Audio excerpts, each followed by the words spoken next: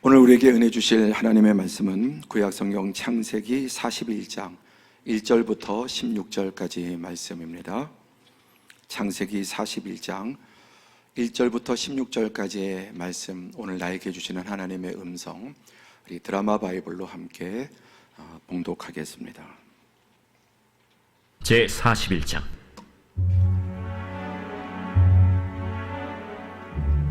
만 2년 후에 바로가 꿈을 꾼즉 자기가 나일 강가에 서 있는데 보니 아름답고 살진 7 암소가 강가에서 올라와 갈밭에서 뜯어먹고 그 뒤에 또 흉하고 파리한 다른 7 암소가 나일 강가에서 올라와 그 소와 함께 나일 강가에 서 있더니 그 흉하고 파리한 소가 그 아름답고 살진 7 소를 먹은지라. 바로가 곧 깨었다가 다시 잠이 들어 꿈을 꾸니 한 줄기에 무성하고 충실한 7 이삭이 나오고 그 후에 또 가늘고 동풍에 마른 7 이삭이 나오더니 그 가는 7 이삭이 무성하고 충실한 7 이삭을 삼킨지라. 바로가 깬즉 꿈이라. 아침에 그의 마음이 번민하여 사람을 보내어 애굽의 점술가와 현인들을 모두 불러 그들에게 그의 꿈을 말하였으나 그것을 바로에게 해석하는 자가 없었더라. 술 맡은 관원장이 바로에게 말하여 이르되, 내가 오늘 내 죄를 기억하나이다. 바로께서 종들에게 놓아사 나와 떡 굽는 관원장을 친위대장의 집에 가두셨을 때 나와 그가 하룻밤에 꿈을 꾼즉 각기 뜻이 있는 꿈이라. 그곳에 친위대장의 종된 히브리 청년이 우리와 함께 있기로 우리가 그에게 말하매 그가 우리의 꿈을 풀되 그 꿈대로 각 사람에게 해석하다니 그 해석한 대로 되어 나는 복직되고 그는 매달렸나이다. 이에 바로가 사람을 보내어 요셉을 부르매 그들이 급히 그를 옥에서 내놓은지라. 요셉이 곧 수염을 깎고 그의 옷을 갈아입고 바로에게 들어가니 바로가 요셉에게 이르되, 내가 한 꿈을 꾸었으나 그것을 해석하는 자가 없더니 들은즉 너는 꿈을 들으면 능히 푼다 하더라. 요셉이 바로에게 대답하여 이르되, 내가 아니라 하나님께서 바로에게 편안한 대답을 하시리이다. 아멘. 오늘 걸어가고 복된 주일, 주님의 목장으로 나오신 사랑하는 성도 여러분, 한 분 한 분 어지신 목자, 선한 목자이신 예수님 품 안에서 생명의 양식을 먹고 또 회복되는 은혜가 넘치시기를 축복합니다. 또 오늘 이렇게 예배당에 오셔서 예배 드리는 모든 성도들 한 분 한 분, 또 유튜브로 해외에서 또 병상의 자리, 교회 예배당에 나올 수 없는 그런 상황 중에 있는 성도들 한 분 한 분 하나님께서 다 은혜 주시기를 축복합니다. 지난주 설교 제목은 해석이 되는 날이 온다라는 제목으로 말씀을 드렸습니다. 인생을 끝끝내 해석하지 못하고 사는 사람도 있습니다. 그러나 우리가 우리 자신과 이 세상 우주 만물을 올바르게 해석하려면 먼저 시공이 바뀌어야 된다. 나의 시간과 공간에 하나님의 시간과 공간으로, 그리고 주인공이 바뀌어야 된다. 내가 주어가 아니라 하나님이 주어고 또 주어가 이웃에게 있을 때 우리는 세상이 바르게 해석이 된다고 말씀드렸습니다. 세 번째는 주어가 바뀌어야 된다. 모든 세상의 주인공이 자신이고 나 하는 사람은 세상을 거꾸로 천동설처럼 사는 사람입니다. 주어가 내가 아니라 하나님께서 주인이시고 주어고, 그리고 주어가 나 외에 다른 사람에게 있어야 한다는 말씀입니다. 지난주 우리 창세기 40장을 통해서 해석은 하나님께 있지 아니하니까, 하나님은 단지 어떤 문제를 해석만 하시는 분이 아니라 우주 만물을 창조하시고 주관하시고 섭리하시고 다스리는 분이십니다. 그러나 먼저 하나님은 자기 백성에게 하나님의 이 모든 계획을, 예정된 계획을 알려주십니다. 그리고 그것을 또 해석해 주셔서 우리가 그 하나님의 계획을 알고 믿음으로 또 거기에 따라 살아가도록 은혜를 베풀어 주시는 분이십니다. 몇 달 전에 제가 영상 하나를 설교 시간에 소개해 드렸습니다. 한 스님이 한 80 넘은 노스님께서 홀로 산속에, 정말 깊은 산속에 들어가서 평생 그 돌을 닦고 또 진리를 깨닫기 위해서 고행하며 살아가는 모습, 너무너무 감동적이었고 또 많은 것을 생각하게 했습니다. 그런데 마지막 그 이제 취재 기자가 그 스님에게 질문을 했습니다. 저는 그 대답을 들으면서 너무나 안타까움을 넘어서 마음에 아직까지도 그 쓰린 마음이 남아 있습니다. 스님, 도를 깨달으셨습니까? 그 스님의 대답은 내가 깨달았으면 이러고 있겠소. 평생을 도를 닦고 진리를 깨닫기 위해서 그렇게 사셨는데 정말 그 대답이 너무나 이렇게 제 마음에 깊은 울림으로 남았습니다. 여러분, 죄송하지만 그 스님은 앞으로 20년을 더 그렇게 계셔도 그 도를 깨닫지 못할 것입니다. 우리는 인생을 살아가면서 도를 깨닫고 찾으며 사는 사람이 아니라 이미 답을 가지고 사는 사람입니다. 태초에 하나님이 천지를 창조하시니라. 내가 곧 길이요 진리요 생명이니 나로 말미암지 않고는 아버지께로 올 자가 없느니라. 우리는 답을 찾아 이리 헤매고 저리 헤매고 여기도 저기도 돌아보는 사람이 아니라 이미 주신 답을 붙잡고 그것을 경험하면서 감탄하면서 증명하면서 사는 사람입니다. 살면 살수록 그 답이 맞구나, 진리구나. 답을 찾아가는 게 아니라 주어진 답을 온 삶으로 경험하면서 간증하면서 사는 삶입니다.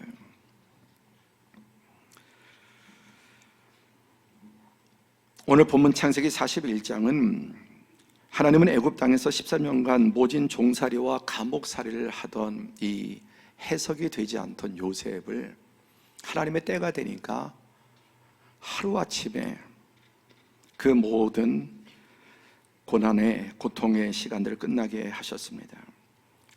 요셉은 가장 밑바닥 감옥에서 당일날 석방되어서 바로 왕궁에 바로 왕 앞에 서는 사람이 됩니다. 이러한 요셉의 상황의 변화도 놀랍지만은 사실 이러한 요셉의 상황의 변화를 가져온 것은 요셉의 내면의 변화입니다. 지난주 창세기 40장에는 요셉이 하나님으로부터 꿈을 받았지만 그걸 인간적으로 해석을 했습니다. 그래서 어떤 일들이 벌어졌는지, 하나님의 꿈을 주관적으로 이기적으로 해석했을 때 어떤 상황이 벌어졌는지, 그리고 얼마나 고통스러운 인생이 되었는지를 살펴보았습니다. 오늘 하루아침에 이런 놀라운 요셉의 변화는 그 변화보다 훨씬 중요한 것은 요셉의 내면의 변화입니다. 그는 더 이상 자아와 교만으로 주변 사람들을 분노하게 하고 심지어 형들이 동생을 팔아먹게까지 한, 물론 형의 잘못이지만 형들의 잘못이지만 그걸 유발하는 그런 철없는 10대 철부지였습니다. 그러나 오늘 본문에 나타난 요셉은 더 이상 그런 철부지가 아니었습니다. 오늘 말씀의 제목은 하나님의 하나님의 시간과 하나님의 공간과 하나님의 사람이 과연 무엇인가, 하나님의 시공일입니다. 오늘 말씀은 제가 2주 전에 그 프랑스 파리에서 선교대회도 참석했고 또 터키 이스탄불에 강사로 갔지만 또 거기서 저도 배우면서 안희권 목사님이라고 하는 분의 설교를 통해서 많은 힌트를 얻었습니다. 사람이 외국물을 먹으면 좀 달라집니다. 먼저 하나님의 시간을 보면 창세기 37장 2절에 야곱의 족보는 이러하니라. 요셉이 17세 소년으로, 요셉의 이야기가 나오면서 나이가 정확하게 명시됩니다. 17살 소년이었다. 그리고 성경에 계속 시간이 계속해서 명시가 됩니다. 뿐만 아니라 성경은 창세기 태초에 모든 시간과 공간과 존재가 창조되기 전에, 그로부터 시작해서 또 말세의 마지막, 성경에는 끊임없는 시제가 나옵니다. 그 시간이 언제인지 역사적으로 입증할 수 있는 시간과 장소와 사건들입니다. 성경은 신화가 아닙니다. 넘어가서 창세기 40장 1절 4절에 보면 또 그 후에, 그리고 또 4절에 여러 날이 지났다. 계속해서 시간의 흐름을 말씀하고 있습니다. 그리고 오늘 본문 창세기 41장 1절에는 역시 시간으로 시작합니다. 만 2년 후에, 이 만 2년이 언제로부터입니까? 지난주에 그 술 맡은 관원장과 또 떡 맡은 관원장의 꿈을 해석해 준 다음, 요즘 바로 이제 뭐가 문제가 열릴 줄 알았는데 그로부터도 2년이 지났습니다. 그리고 더 나가서 창세기 41장 46절에 보면은 요셉이 애굽왕 바로 앞에 설 때 30세라. 오늘 본문에 요셉의 나이는 30세. 몇 살부터 시작합니까? 17살에.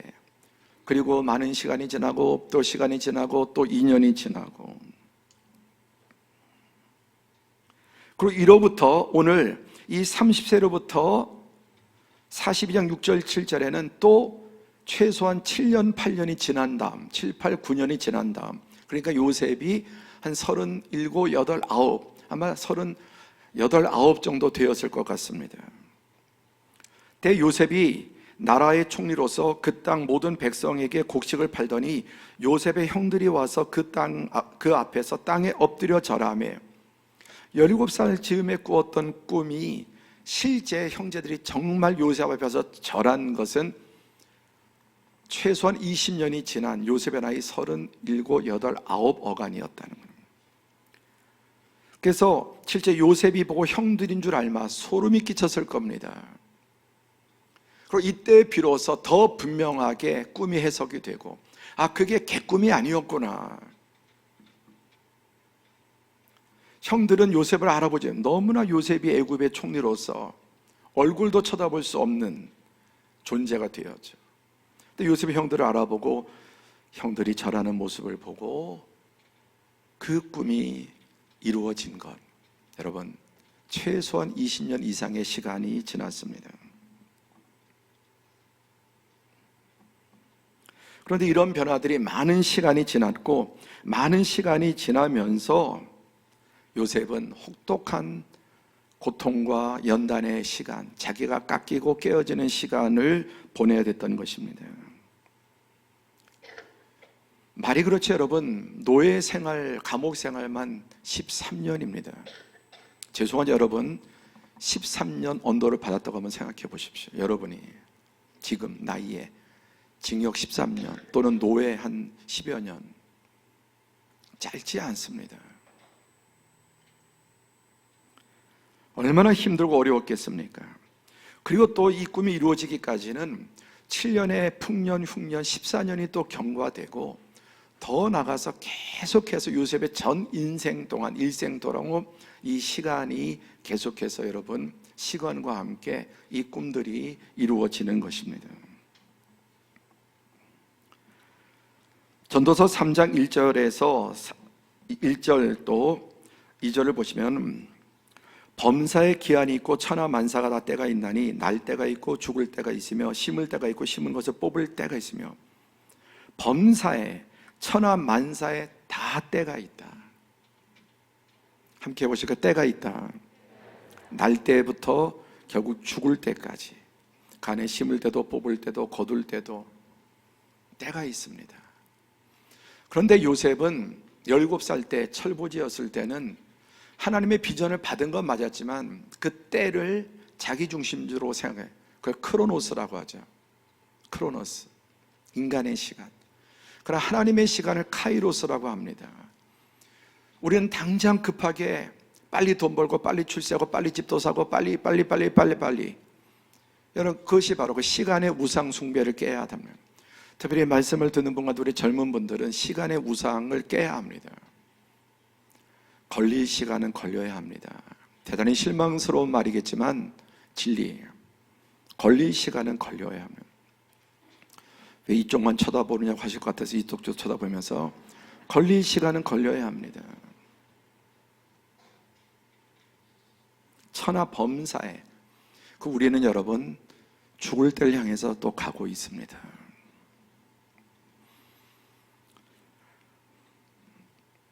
갈라디아서 4장 4절에 보면 때가 참에 하나님이 그 아들을 보내사 하나님이 독생자 예수 세상의 구원자를 보내신 것도 좀 더 일찍 오실 수도 있고 늦게 오실 수도 있는데 더 일찍 오셨으면 좋지 않았겠습니까? 그러나 그건 인간의 크로노스고 하나님의 때가 참에 하나님의 때가 가장 좋은데 이것을 믿어야 합니다. 우리는 늘 급하고 그것도 욕심의 하나, 시간의 욕심, 빨리 출세하고 진급하고 그게 좋은 것 같죠. 그런 사람은 영웅시합니다. 몇 살에 뭐가 되고 몇 살에 재산 얼마 모으고 요즘 몇 살에 유튜브 몇 억을 몇십억을 모으고 여러분 부러워할 일이 아닙니다. 저도 젊었을 때 다 부러웠죠. 그렇게 되지 않은 건 너무너무 감사합니다. 그러나 기쁜 소식은 우리는 모두가 그 하나님의 때를 향해서 지금 한 걸음 한 걸음 가고 있다는 거예요. 우리가 예배드리면 시간이 째깍 가고 있는 것처럼 우리는 하나님의 그 시간을 카이로스를 향해서 가고 있습니다. 그걸 믿으셔야 돼요. 우리 눈에 보이지 않아도 느껴지지 않아도 성취와 응답의 시간이 없을 것 같이 절망스러울 때도 있지만 그래서 나만이 아니라 만물이 신음합니다. 만물이 빨리 그때가 왔으면 모든 만물이 시편에 보면은 시편의 위대한 시인들도 언제까지입니까? 왜 이렇게 더딥니까? 근데 그건 인간의 카이로스. 하나님의 역사상 1분 1초도 지각하신 법이 없어요. 그리고 여러분 하나님의 시간을 내가 조급하다고 당길 수 있는 것도 아닙니다. 그럼 지금 나의 카이로스에 내가 할 수 있는 것은 무엇인가? 눈물을 흘리며 씨를 뿌리는 거예요. 눈물과 땀을 흘리며 피를 흘리며 씨앗을 뿌리는 겁니다. 여러분 지금 소비하는 삶을 살고 있습니까? 아니면 뿌리는 삶을 살고 있습니까?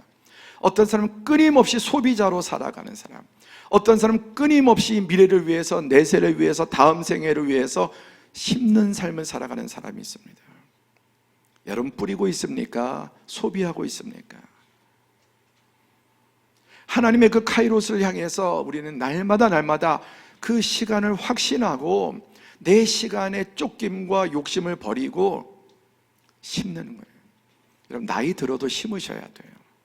늙어도 심어야 합니다. 심는 건 젊을 때만 하는 게 아니라 우리의 일평생이 하나님 앞에 심는 것이 나의 노후뿐만 아니라 자녀손들을 위해서 영원한 하나님 나라를 위해서 일평생 소비자로 살아가지 말고 심는 자로 살아가기를 축복합니다. 여러분 준비되지 않은 자에게는 시간이 오는 게 재앙이에요. 자신과 남에게 재앙이 화가 됩니다. 준비되지 않은 자가 어떤 자리에 올라가고 돈을 갖고 권력을 갖고 여러분 이런 것들은 자신에게도 결국은 화가 되고 다른 사람에게도 화가 됩니다. 하나님의 시간 그것을 믿고 끊임없이 여러분 심고 뿌리고 또 계속해서 그 시간을 바라보며 나아가는 성도들이 되시길 축복합니다. 두 번째는 하나님의 공간입니다. 역시 성경은 보면은 지명이 참 많이 나옵니다. 공간에 대해서 성경만큼 많이 나오는 책이 있을까요? 요셉이 17세에 소나는 시간이죠. 그 다음에 그 형들과 함께 양을 칠 때 그의 아버지의 아내들 비라 실바 아들과 더불어 함께 집에 장소 가나안 땅 아비 집에 아비의 특별한 아버지 야곱의 아주 특별한 사랑을 독차지하면서 누가 봐도 티가 나도록 지난주 채색옷 그 집에서 왕자처럼 살았습니다. 그런데 하나님의 공간은 우리가 생각하는 공간과 장소는 다릅니다. 3절에 보면은 그들이 친위대장 집안에 있는 옥에 가두니 곧 요셉이 갇히는 곳이라.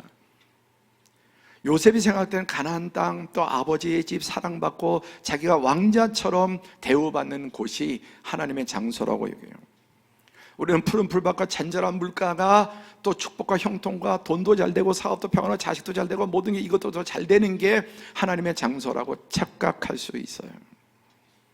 여러분 물론 그런 것도 하나님의 장소 중에 하나지만 요셉이 갇힌 곳이 진짜 하나님의 장소예요. 또 4절에도 그들이 갇힌 지 여러 날이라 계속해서 노예 생활하는 거, 노예 신분, 보디발의 집, 그리고 또 감옥.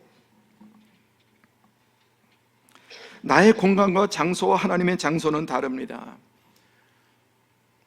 하나님은 사망의 음침한 골짜기, 스올, 음부, 병상, 파산, 각종 위기, 가정의 깨어짐, 이런 곳이 여러분 하나님의 장소라는 것을 아십니까? 이런 것은 마귀의 장소고 실패의 장소고 이런 것은 저주의 장소고 하나님의 장소는 다 평안해야 되고 행복해야 되고 뭐 잘 돼야 되고 잘 돼야 되고 문제도 없고, 그러니까 아주 큰 착각입니다. 그건 무속적인 신앙이에요. 여러분, 다윗, 하나님께서 혹독한 광야에서 오랜 시간과 정말 스올 같은 지옥 같은 시간들을 보냈습니다. 여러분, 야곱도 자기 뜻과 계획과 수단 모든 것으로 다 잘 될 때가 아니라 그 모든 것이 한 방의 무용지물이 될 그 홀로 야복 강가에 인간의 모든 수단과 방법이 통하지 않고 더 이상 어찌해 볼 수 없는 그 장소가 하나님의 장소였어요. 에덴 동산도 하나님의 장소는 맞지만 타락한 인간은 사망의 음침한 골짜기가 하나님의 장소입니다. 예수님은 하늘 영광 보좌를 버리시고 그 하늘 영광 보좌에서 베들레헴 작은 동네, 말구유, 여간방 여인숙 하나 없어서 말구유, 말 밥그릇 위에, 그리고 예수님은 저 북쪽 변두리에, 그리고 이방 여러 민족들을 전전하시고, 그리고 마지막 예수님의 죽으신 곳은 골고다 해골의 언덕이었습니다. 십자가였습니다. 우리가 생각하는 하나님의 장소와 하나님이 생각하는 하나님의 장소는 다릅니다.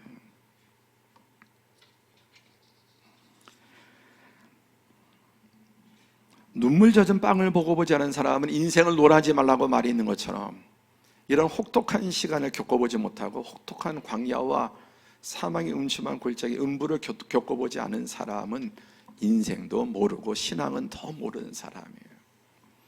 하나님에 대해서, 신앙생활에 대해서 오해하지 마십시오. 예수 믿으면 다 잘 되고 다 축복받고 만사 형통하고 천만에,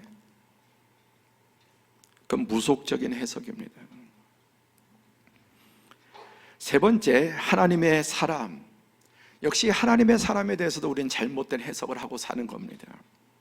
오늘 본문 1절에 만 2년 후 시간이 나오죠. 바로가 꿈을 꿨습니다. 애굽의 파라오. 사실은 파라오는 성경 전체로 보면은 바벨론의 왕들 니므롯 파라오는 사단의 상징이거든요. 바로가 꿈을 꾼 즉 술 맡은 관원장 나옵니다. 또다시 바로 나옵니다. 떡 굽는 관원장 나옵니다. 친위대장, 그리고 친위대장 보디발의 아내, 그 충성되고 성실하고 주인한테 신을 지켰던 자기에게 가장 수치스러운 더러운 누명을 씌워서 감옥에 집어넣은 보디발의 아내. 여러분, 하나님의 사람이 누구라고 생각하십니까? 우리는 하나님의 사람에서 많이 착각을 하고 있어요. 여기 보니까 바로 사단의 상징입니다. 또 그의 술 맡은 관원장, 떡 굽는 관원장, 친위대장 보디발, 그리고 그의 아내, 이 사람들이 하나님의 사람들이에요. 하나님의 사람은 악마 같은 하나님의 사람도 있고 천사 같은 하나님의 사람도 있습니다. 그런 측면에서는 가룟 유다도 하나님이 구원의 역사를 이루는데 여러분 쓴 사람이에요. 잘 여러분 이 얘기를 이해하셔야 되지만, 하나님의 사람 우리는 다 천사 같고, 그래서 우리 인생에 은인, 좋은 사람 딱 구별되어 있고 나쁜 사람 딱 구별되어 있어요. 그렇죠? 그래서 나에게 가장 고마운 사람, 저에게도 그런 분들이 당연히 있죠.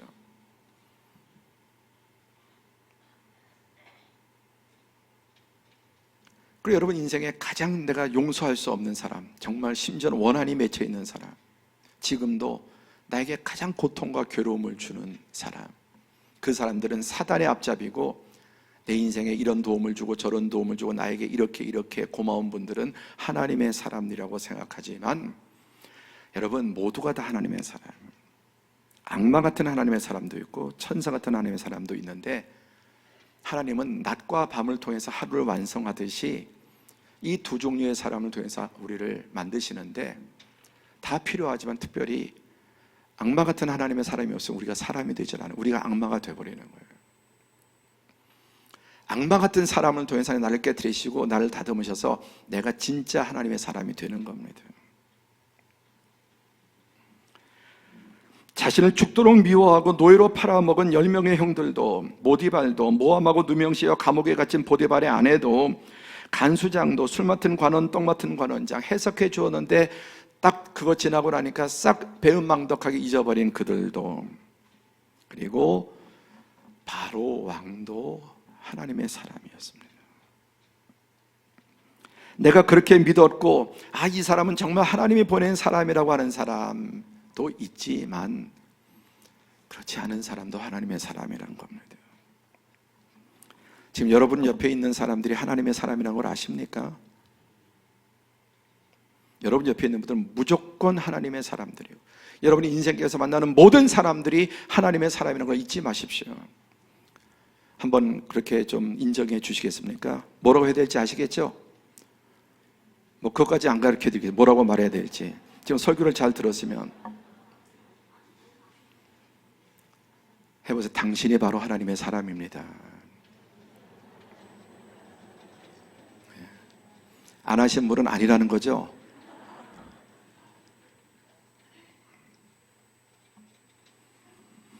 왼수 같은 남편도, 왼수 같은 아내도, 자식도, 직장의 상사도, 동료도, 지금 나를 가장 괴롭게 하고 힘들게 하는 그 사람이 하나님의 사람. 그걸 알아야 상황도 바뀌는 겁니다. 지금도 여러분에게 저마다 다 고통이 되고, 과거를 보거나 지금을 보거나 앞으로도 여러분 인생에 심지어 악마 같은 사람이 생길 겁니다. 근데 그걸 악마라고 보면 진짜 악마가 되는 거예요. 특별히 여러분 인생의 과거나 현재, 앞으로 가장 나에게 고통을 주고 힘들게 하는 사람이 하나님의 사람. 하나님은 그 사람을 통해서 나를 변화시키고 깨뜨리시고 하나님의 일을 이루세요. 나를 감옥에 쳐넣은, 노예로 팔아먹은, 감옥에 쳐넣은, 그렇게 억울하 피눈물 나는 모함을 했던, 상상도 못했던 애굽에 자기 아버지가 자기를 하나님의 사람 만든 게 아니라 바로가.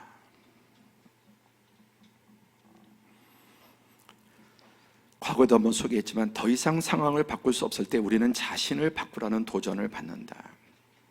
우리는 끊임없이 환경을 바꾸려고, 다른 사람을 바꾸려고, 남편을 개조하고, 아내를 개조하고, 시어머니를 바꾸려고 하고, 자식을 바꾸려고 하고, 직장 상사를, 동료를 다 바꾸려고 해요. 내가 기준이 되어서. 그러나 여러분, 바뀌지 않는 상황이 옵니다. 더 이상 상황이 바꿀 수 없을 때 우리는 자신을 바꾸라는 도전을 받습니다. 여러분, 우리가 세상을 돌릴 수는 없지만 내가 돌아서면 세상이 뒤집히는 거예요. 제가 이렇게 보고 있어요. 내가 세상을 어떻게 제가 바꾸겠습니까? 너무 쉬워요. 세상이 바뀌었습니다. 제가 여러분 전체를 뒤집을 수 없지만 제가 뒤집히면 내가 바뀌면 되는 거예요. 시어머니가 바뀌었으면 좋겠다, 며느리가 바뀌었으면 좋겠다, 남편이 누가 백날 그래봐야 더 악화될 가능성이 많습니다.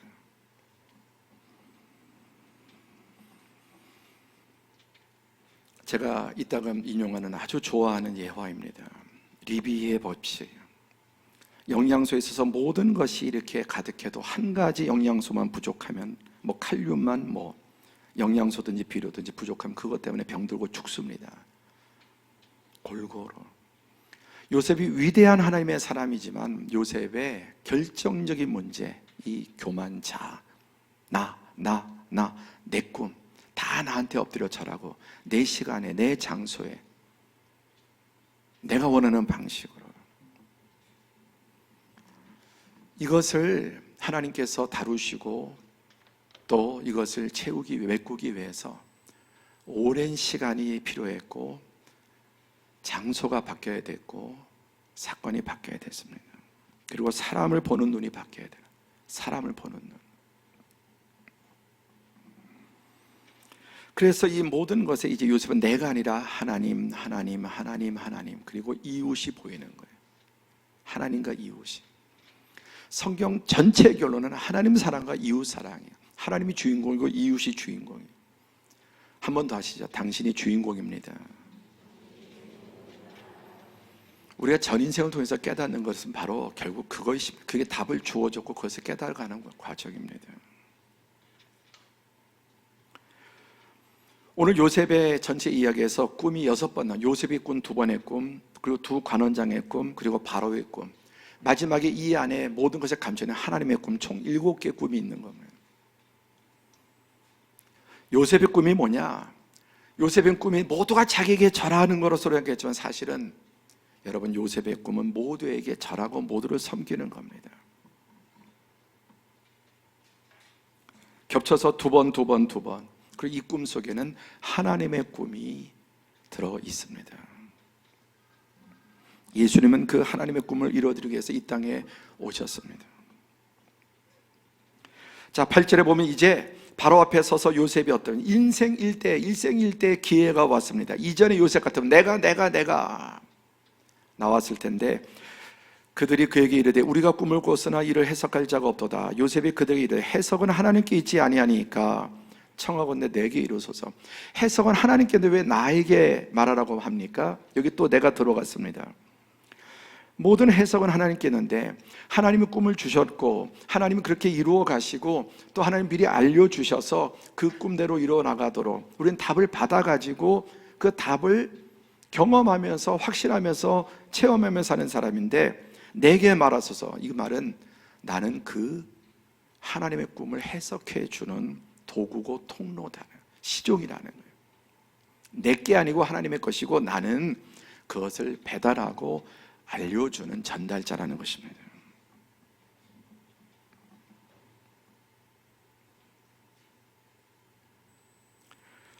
이제 오늘 본문에서 이어지는 말씀에는 이제 이 꿈을 해석합니다. 너는 내 집을 다스리라. 내 백성이 다 내게 내 명령에 복종하리니 내가 너보다 높은 것은 내 왕자뿐이라. 바로가 이 꿈을 듣고 그리고 대안도 요셉이 제시하는데 그 대안도 하나님이 주신 겁니다. 그 말들이 바로와 모든 애굽의 술사들이 다 이고동성으로 이와 같이 하나님의 신에 감동된 사람이 어디 있겠는가? 이 답을 가지고 있는, 대안을 가지고 있는 네가 총리를 맡아라. 41절 바로가 또 요셉에 이르되 내가 너를 애굽 온 땅의 총리가 되게 하노라 하고 자기의 인장 반지를 빼어 요셉의 손에 끼우고 그에게 세마포 옷을 입히고 금사슬을 목에 걸고 자기에게 있는 버금술에 그를 태우매 무리가 그의 앞에서 소리를 지르기를 엎드리라 하더라. 온 애굽 백성들이 바로 외에는 다 자기에게 엎드립니다. 처음에는 자기 형제들이, 아버지, 어머니가, 그런데 온 애굽이, 근동의 모든 사람, 세상 모든 사람들이 요셉 앞에 엎드려 절합니다.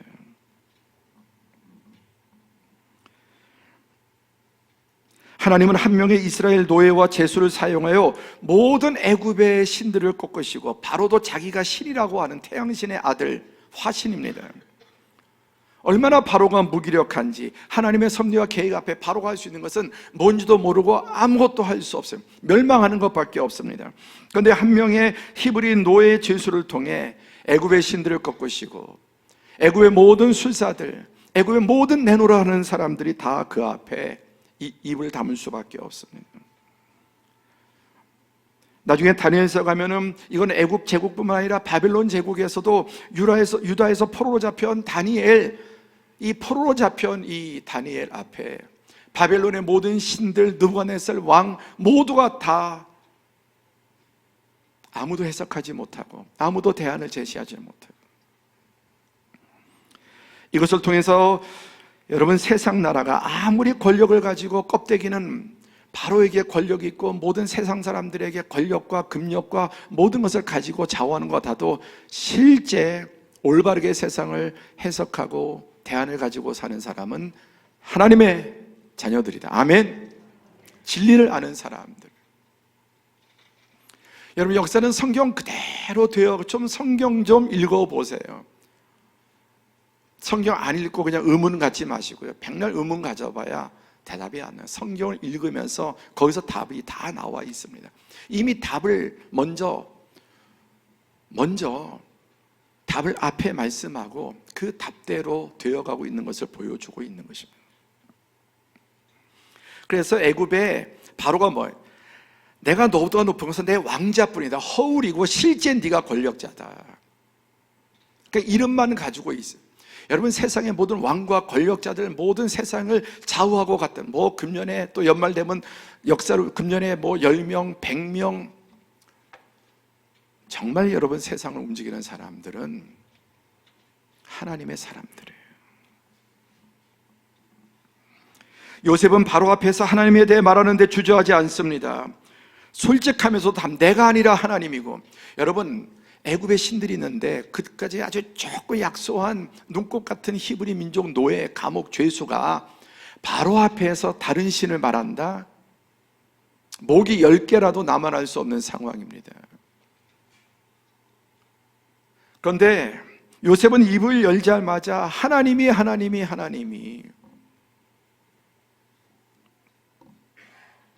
어떻게 이렇게 될 수 있습니까?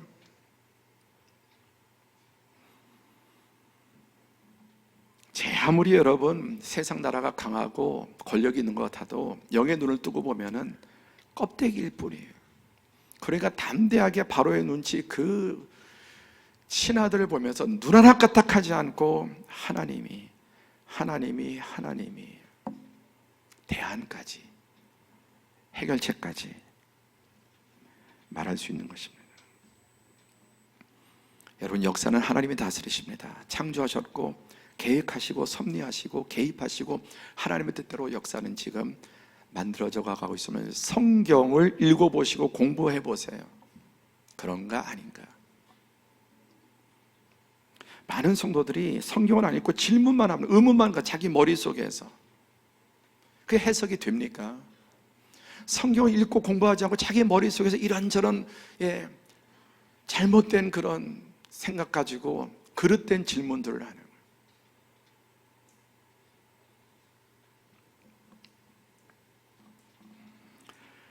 오늘 말씀이죠. 하나님의 시간과 공간과 사람은 다 인간의 시간과 공간과 사람이 생각하는 것과는 다 다르다는 겁니다.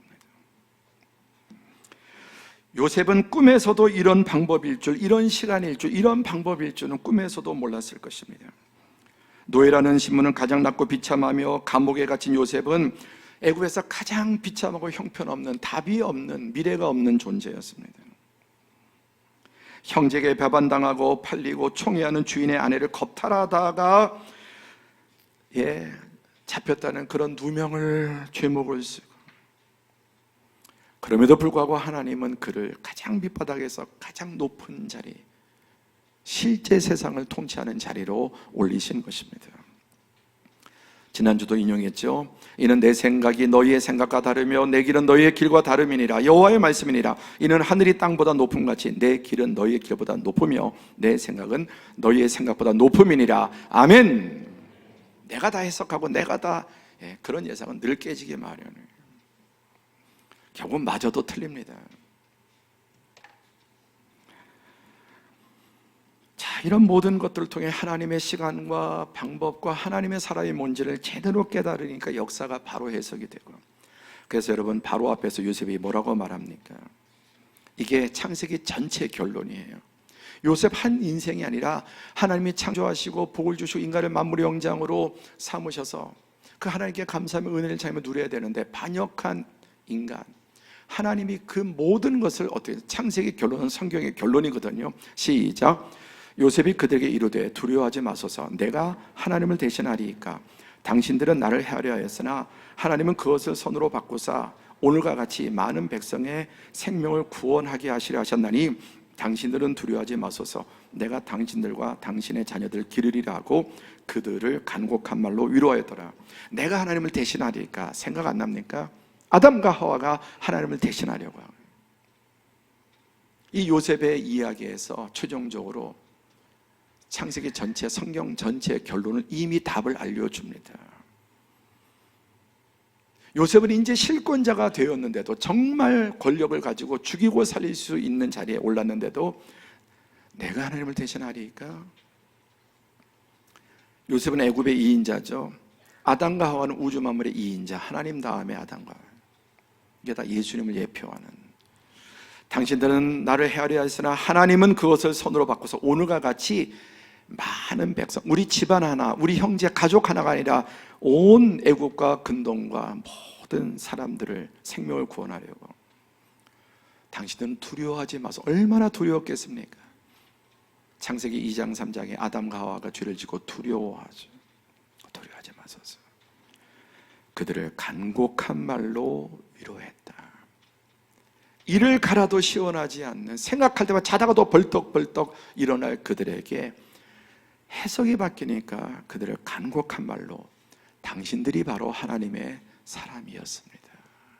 할렐루야. 자, 지금까지 하나님께 요셉을 다루시고 요셉의 또 오만함, 또 이기적인 이런 부분을 살펴보았지만, 여러분, 그럼에도 불구하고 요셉은 위대한 인물입니다. 위대한 인물, 그리고 예수님을 예표하는 인물인데, 한번 요셉이 또 어떻게 하나님께서 요셉에게 이러한 은혜를 주셨는가, 요셉의 모습을 한번 보면, 다 함께 좀 같이 읽어보죠. 시작. 요셉의 신앙이다. 오랜 세월 포기하지 않고 인내하며 하나님의 계시의 말씀을 끝까지 붙잡았다. 요셉 때에는 창세기 1장 1절도 없었어요. 성경은 한 권도 없었습니다. 모세 가서 이제 오경을 기록하잖아요. 적어도 1000년 정도 지났어요. 그런데 요셉은 꿈에서 주신 하나님의 그 계시를 어떤 역경과 상황과 문제, 아픔 속에서도 그 말씀을 붙잡았어요. 두 개의 꿈이 성경에 없을 때 하나님의 말씀, 계시의 말씀이었어요. 오랜 세월 그 혹독한 상황과 억울함과 모든 상황 속에서도 포기하지 않고 인내하지 하면서 하나님의 계시의 말씀을 끝까지 붙잡은 거예요. 그런데 오늘 우리는 완성된 66권의 이 말씀, 반복되고 반복되고 검증되고 또 검증되고, 이 말씀을 붙잡고도 가지고도, 기록된 말씀을 가지고 그 꿈은 개꿈일 수도 있고, 여러분 그럴 수 있잖아요. 여러분, 우리가 살면서 지금 얼마나 많은 꿈들을 꿨는데 남아있는 꿈이 도대체 몇 개나 됩니까? 기억나는 게 저는 한 2개밖에 안 되는 것 같아요. 그런데 우리는 하나님의 기록된 말씀, 이미 역사를 통해서 검증된 말씀을 가지고 있습니다. 이 말씀을 못 붙잡는다면은 우리가 하나님 앞에 무슨 말을 할 말이 있겠습니까? 두 번째, 시작.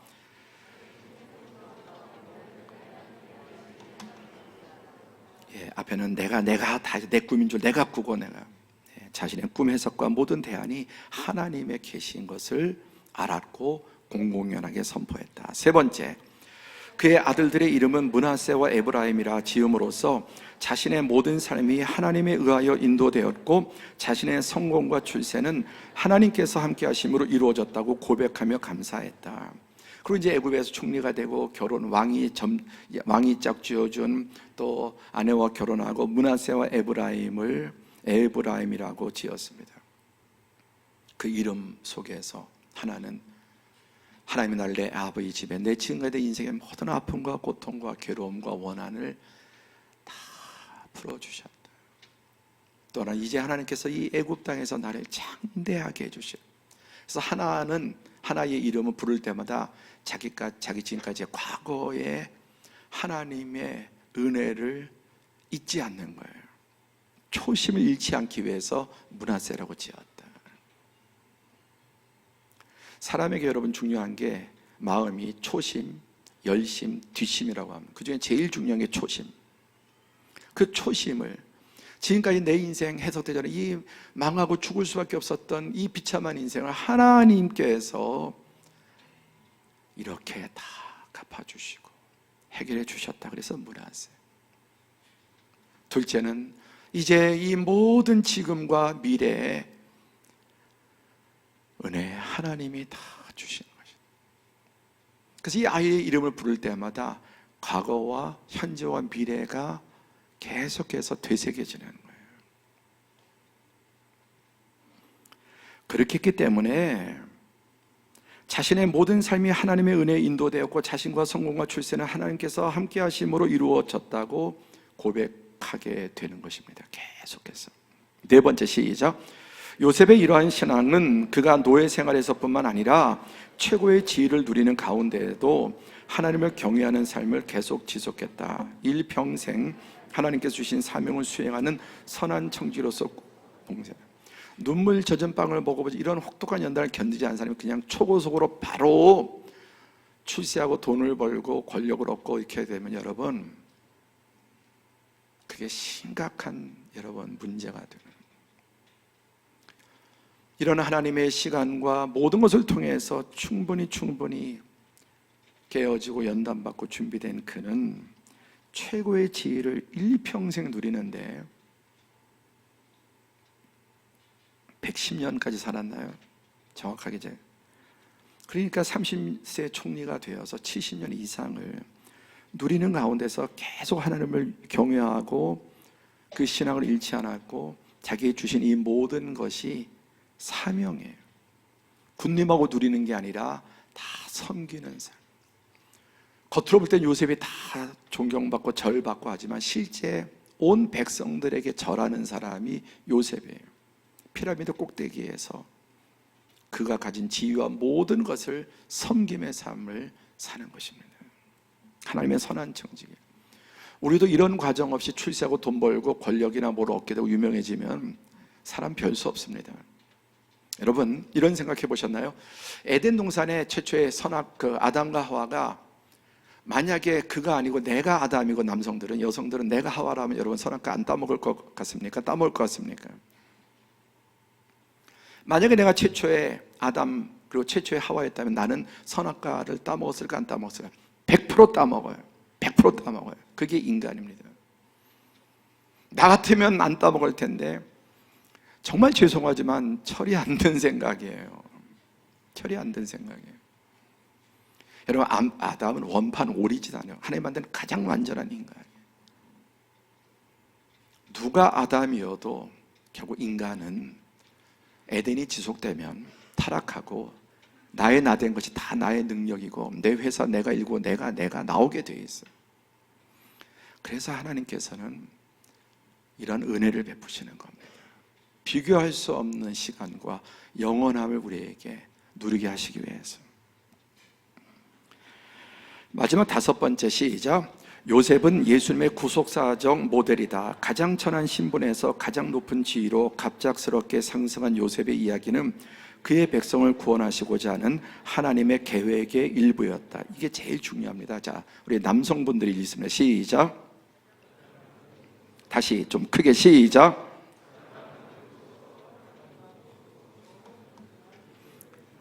유용론적으로 십자가 사건과 부활 사건을 통하여 나타난 예수 그리스도의 낮아짐과 올리움의 원형이다. 요셉이 보디발의 아내에게 의해 모함을 받고 아무런 죄도 없이 감옥으로 추락한 것처럼 예수님께서도 유대 지도자들에 의해 모함을 받고 아무런 죄도 없이 십자가의 형틀을 지셨다. 요셉은 교만이라도 했지만 예수님은 교만은 근본 마음이 온유하고 겸손함. 예수님의 가장 큰 특징은 케노시스, 겸손한 보이며. 근데 요셉의 삶이 예수님을 예표합니다. 우리 여성분들 시작.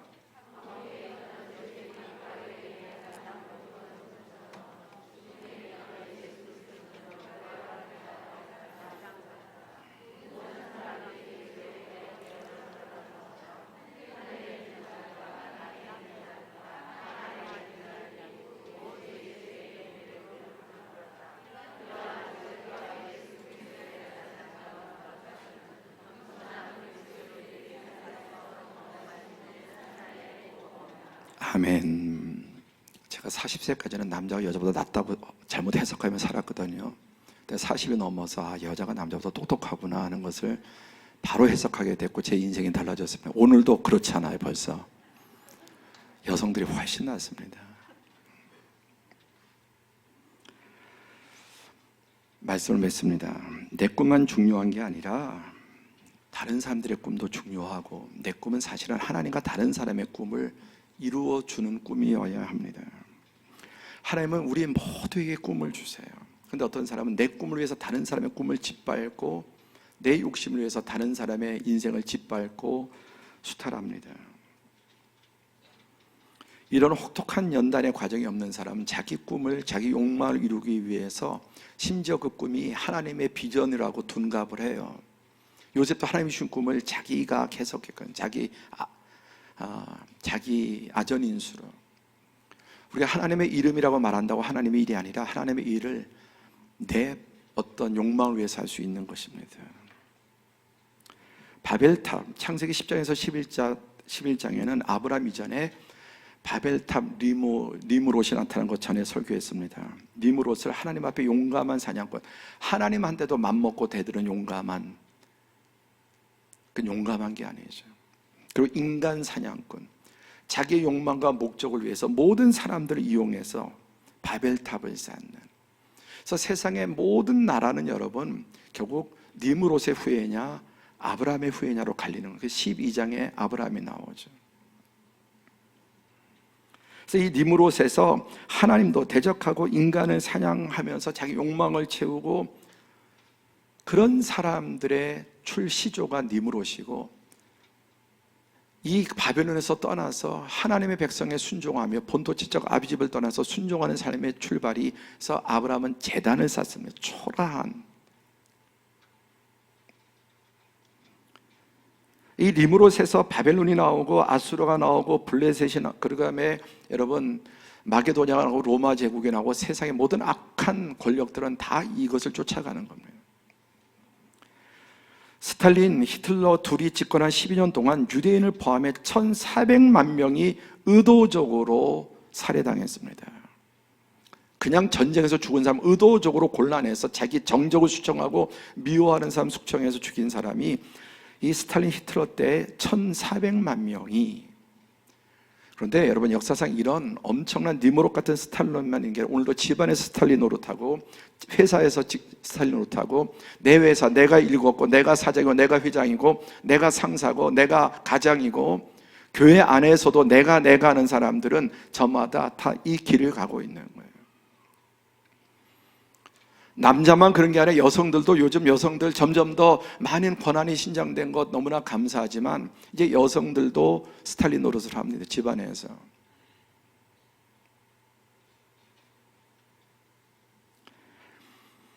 더 킹, 누가 왕이냐? 대한민국 왕이 못 되면 어떤 회사에서 지역에서 왕이 되려고 하다못해 집안에서라도 왕 되려고 하는, 그게 가부장적인 생각이에요. 지금까지 얼마나 집안에서 우리가 왕 노릇했습니까? 잘못된 생각에 사로잡혔어요.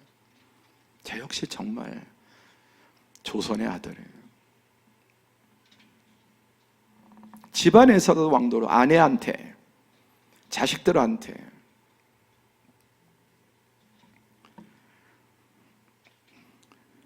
예수를 믿어도 이것이 좀처럼 깨어지지 않습니다. 리처드 도킨슨, 만들어진 신. 아담과 하와는 하나님이 없다고 하지 않고 하나님 자리에 자기도 올라갔다 가려고 그랬으면, 이제는 이 시대는 여러분 하나님을 없애버리고 인간이 하나님을 만든 거다. 창세기 1장에 태초에 하나님이 천지를 창조하시고 인간을 만들었는데 이제는 인간이 하나님을 만들었다. 이게 리차드 도킨슨, 과학과 이성의 인간의 모든 오만의 결론이 신을 만들어내고 이제 인간이 신이 된다는 겁니다. 그리고 하나님을 부인한 그 자리에 인간은 이기적 유전자. 리처드 도킨슨의 가장 유명한 두 책, 만들어진 신, 그 다음에 이기적 유전자. 이거는 동전의 앞면과 앞뒤와 같은 것입니다.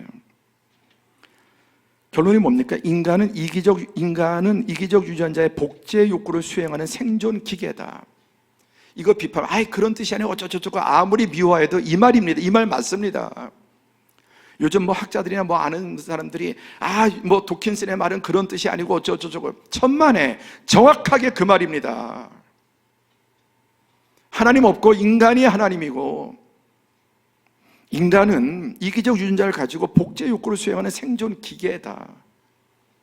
그게 니무롯의 정신을 그대로. 그런데 교회 안에서도 예수님의 제자들이 그 중에 누가 크냐 하는 다툼, 누가 왕이냐, 너희는 그렇지 않다고 말씀 본을 보였는데 나는 너희 중에 섬기는 자로 있지 않느냐, 그렇게 말씀을 듣고 예수님의 본을 보고도 누가 크냐고. 사실 어중이 떠중이들이잖아요. 사실은 그 시대 가장 어중이 떠중이들, 죄인들 아닙니까? 근데 예수님 만나서 좀 나아지고 하니까 이제 누가 크냐고 하는. 오늘날 교회 안에서 목회자든 뭐 누구를 막론하고 교회가 바벨탑 될 수 있고, 교회 안에서 언성 높이고, 교회 안에서 어떤 자기가 지배하려고 하고 좌우하려고 하고, 이런 영들은 여러분 사단의 영이 되는 것입니다. 내 꿈의 진정한 목표는 뭐냐? 여러분, 꿈이 무엇입니까? 어디서 나왔습니까? 그리고 그 꿈의 궁극적인 목표는 무엇입니까? 하나님의 꿈을 이루어드리는 사람, 하나님의 꿈이, 하나님의 비전이 나의 꿈이 되고 예수님의 성품이 나의 성품이 돼서 나를 비워서 죽기까지 피조물을 살리기 위해서 대속의 죽음을 주신 그분의 길을 따라가는 게 교회지. 하나님의 이름으로 내 욕망을 채우고 사업 잘 되고 자식 잘 되고 이런 것들이 아니에요. 정말 이러한 삶을 살아갈 때 그렇게 주시는 은혜를 또다시 섬김과 베품과 나눔으로 다른 사람의 꿈을 이루어드리고 복이 되는 삶을 살아가는 것입니다. 이 사람이야말로 진정한 사랑과 존경과 엎드려 절함을 받게 되는 것입니다. 기도하겠습니다. 도대체 나의 꿈은 뭐냐? 어디서 나왔느냐? 여러분, 하나님의 이름이라고 하나님의 위에 산다고 쏙지 마세요. 요셉도 그랬습니다. 얼마나 우리가 부실에 속는지 몰라요. 내 꿈의 출처는 정말 니무롯에서 나왔는지 예수 그리스도의 케노시스에서 나왔는지, 정말 하나님의 꿈을 이루어드리고 다른 사람의 꿈을 이루어주고 다른 사람을 섬기고 그들을 잘되게 하고 생명을 얻게 하고, 이것이 철저하게 준비된 사람이 돈을 가져도 권력을 가져도 또 유명해져도 그 모든 것을 선용하고 살리는 사람이 되는 것입니다. 주님, 제가 이러한 사람이 되게 해 주시옵소서.